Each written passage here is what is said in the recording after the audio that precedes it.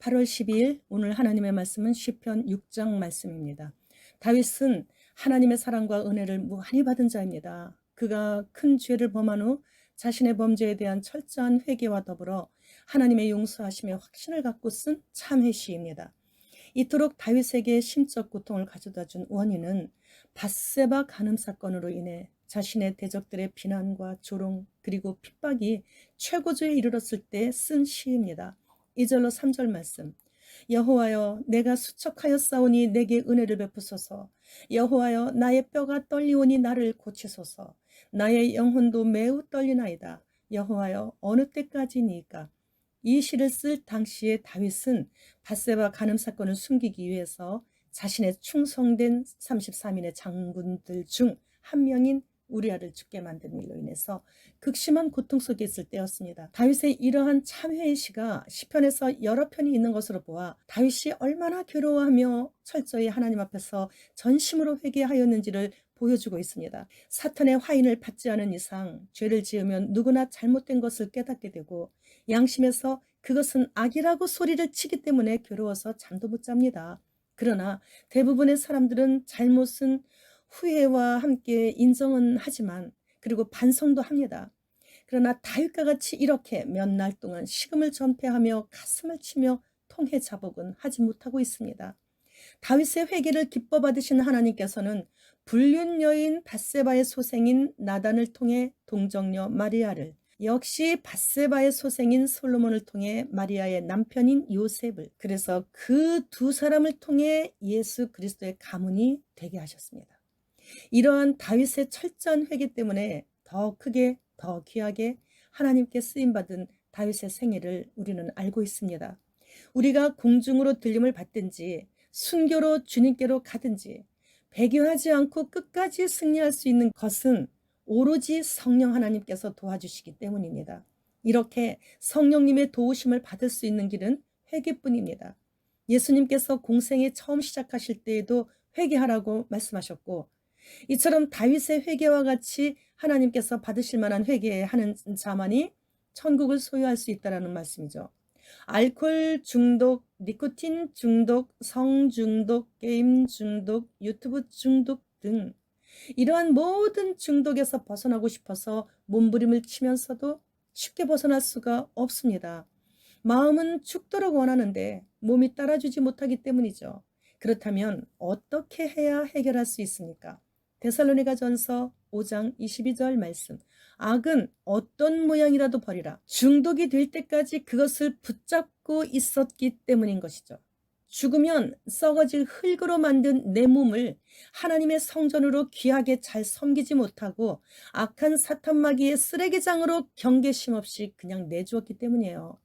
그러나 성령님은 내가 중독에 빠져 죄 가운데 거할 때에도 결코 나를 홀로 두지 않으시고 세상 끝날까지 함께 하신다고 성경에 기록해 놓으셨어요.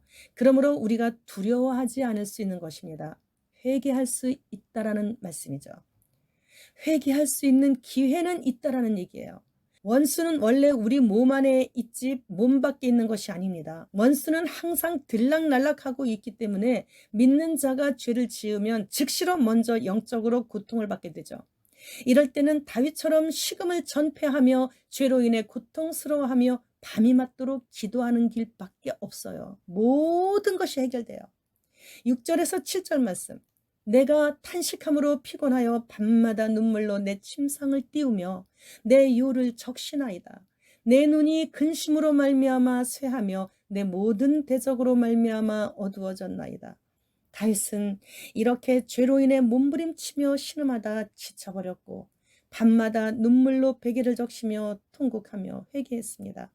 그렇게 울며 밤을 새운 그의 눈은 아침이 되자 앞이 흐려졌고 내 몸이 쇠하며, 즉 저는 이렇게 늙어버렸습니다 라고 고백할 정도로 정말 주님 앞에 진정한 회개를 올려드린 것입니다. 이것이 다윗이 하나님으로부터 용서와 함께 무한한 사랑과 은혜를 받을 수 있게 한 요인인 것이죠. 그리고 나를 무겁게 얽매이고 있는 마귀로부터 오는 이 모든 중독에서 떠날 수 있는 길이 바로 회개의 길밖에 없는 것입니다. 하나님은 언제나 우리 곁에 계시며 우리의 모든 것을 다 알고 계시고 우리들을 오해해서 미워하시거나 포기하시지 않으시는 것이에요. 어떻게 도움을 주어야 할지를 정확하게 아시고 계시는 단 한 분뿐이십니다. 내일부터 혹은 이달 지나고 다음 달부터, 아니 여름 지나고 올 가을부터는 꼭 주님의 마음에 합한 자가 되도록 힘써야겠다라고 결심하는 사람들도 있을 거예요. 그러나 때를 아는 자들은 지금 이 순간부터 결심합니다. 예레미야 1장 13절로 15절 말씀. 여호와의 말씀이 다시 내게 임하니라. 이르시되 네가 무엇을 보느냐? 대답하되 끓는 가마를 보나이다. 그 윗면이 북에서부터 기울어졌나이다 하니 여호와께서 내게 이르시되 재앙이 북방에서 일어나 이 땅의 모든 주민들에게 부어지리라.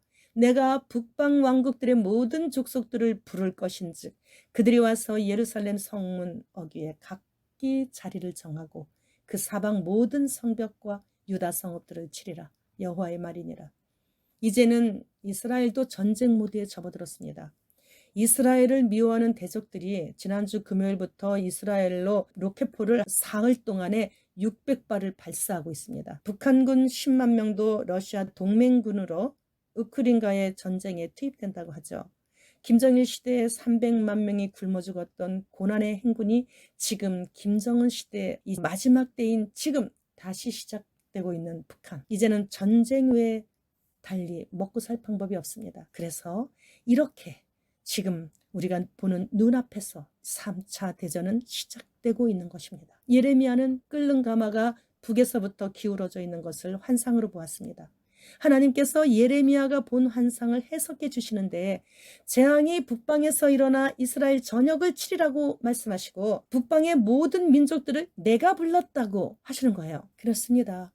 역사 이래 러시아와 결코 친하게 지냈던 적이 없었던 터키가 갑자기 요즘 굉장히 친해지고 있죠. 터키 대통령은 적그리스도의 아바타처럼 이스라엘을 뼛속까지 지금 미워하고 있는 사람이 됐어요. 그러나 이 모든 역사의 주관자는 스스로 계신 여호와 그 하나님께서 하시고 계시는 거예요. 19절 말씀. 그들이 너를 치나 너를 이기지 못하리니 이는 내가 너와 함께하여 너를 구원할 것임이니라. 여호와의 말이니라. 사탄의 아들 적그리스도가 그리스도의 신부들은 결코 건들지도 못하게 하신다는 말씀이세요. 여호수아 1장 9절 말씀. 내가 네게 명령한 것이 아니냐. 강하고 담대하라. 두려워하지 말며 놀라지 말라. 네가 어디로 가든지 네 하나님 여호와가 너와 함께 하느니라 하시니라. 이 말씀은 예수 그리스도의 말씀이십니다. 이 말씀대로 지켜 행할 때 나의 삶의 길이 형통할 수밖에 없어요. 두려워하지 말래잖아요. 그래서 그러한 눈에 보이는 일들 때문에 놀라지도 말라고 말씀하시는 거예요. 네가 어디로 가든지 네 하나님 여호와가 너와 함께 하신다고. 이렇게 성경에서 여호수아 1장 9절 말씀에서 약속을 하신 하나님, 절대로 약속을 변개하시지 않으신다라는 건 믿으십니까? 그러면 믿으시면 이 말씀대로 지키세요. 하나님의 이 말씀은 우리에게 그렇게 했으면 좋겠다라고 권면하시는 말씀이 아니고 그렇게 하라는 말씀의 명령이에요. 하나님의 명령의 말씀은 무조건 지켜야 돼요. 그게 내가 살 길이고 내가 이 땅에서 잘 되는 길이에요. 이제부터는 두려워하지 마십시오. 그리고 어떠한 일들을 만나더라도 놀라지 마십시오. 어디로 가든지 우리 하나님께서 함께 하십니다. 말씀 많이 외우고 있어야 되겠죠? 그러니까 성경이 우리 손에 잡을 수 없는 그날이 지금 오고 있는 거 아시죠? 우리의 승부수는 오직 하나님의 말씀에만 있습니다. 사랑하는 주님, 어서 오시옵소서. 마라나타.